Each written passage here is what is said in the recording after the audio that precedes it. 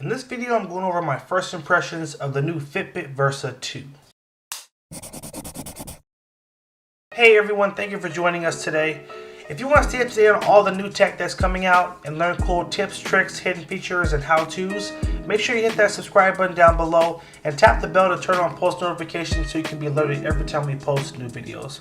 We're going to keep it short and sweet and just go over some of our first impressions of the new Fitbit Versa 2. So far, I've been pleasantly surprised with the Fitbit Versa 2, seeing a lot of new things in terms of the operating system, as well as some new very distinct features from the Fitbit Versa 1, which you see right in front of you. So one of the first big things I noticed that I'm in love with is the always on display, which is a new feature that will allow you to always have the time showing on your screen no matter what's happening. So right now the screen is actually considered off. And in the off mode, the always on display will come on, where you'll be able to see the time, the date, the battery life.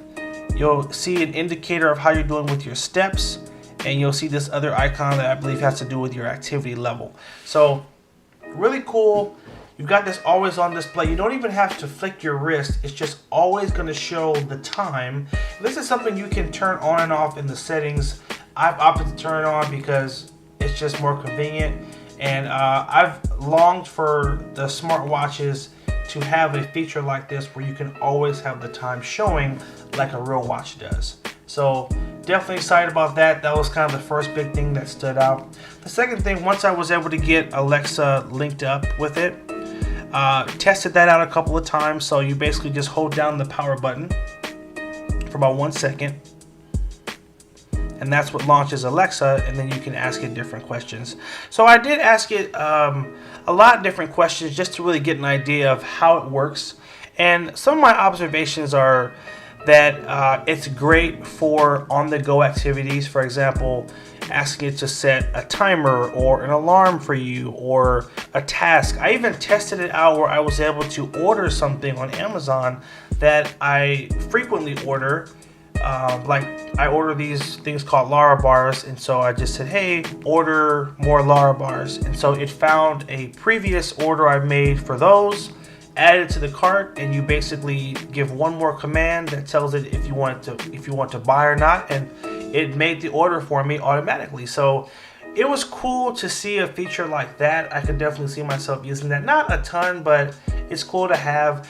One of the things that was not as exciting is that you're not getting a full Alexa capability, or you basically can't control all of your Echo devices. For example, I tried to use the voice assistant and say, play music in the house, or one of the normal commands I would say to my Echo Dot that I have set up in my kitchen.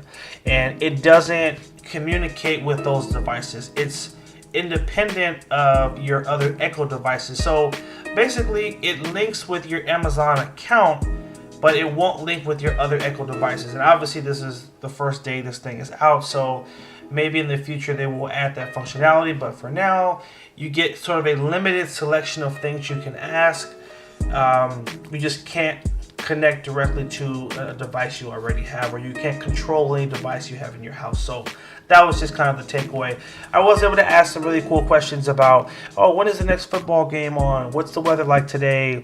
Things like that, and it's very responsive. I love that it's a very quick response time. It is linked up with your phone, and so it's pretty surprising that it grabs it and it really gets your response. Just to show you, we'll try a command on screen so you can see for yourself. When is the next NFL game?